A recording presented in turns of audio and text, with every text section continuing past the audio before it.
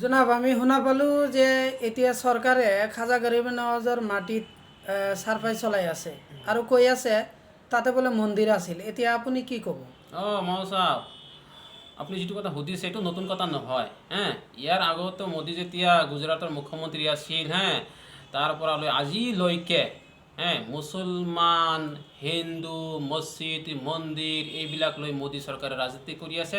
ইয়াৰ বাহিৰে একোৱে নহয়। আৰু আমি মুছলমান, আমাক তাৰমানে টাৰ্গেট মোদী চৰকাৰে এইকাৰণে কৰে।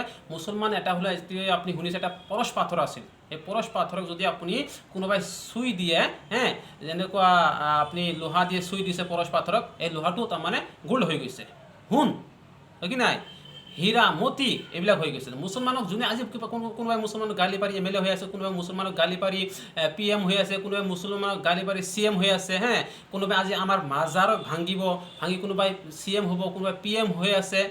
এইবিলাক ৰাজনীতি। আৰু আমি ভাগ্যৱান বুলি ভাবোঁ আমাক গালি পাৰি আমাৰ কোনোবাই MLA হৈ আছে, কোনোবাই MP হৈ আছে, কোনোবাই প্ৰধানমন্ত্ৰী হৈ আছে, কোনোবাই CM হৈ আছে, আমি গালি এনেকুৱা গালি আমি খাই থাকি।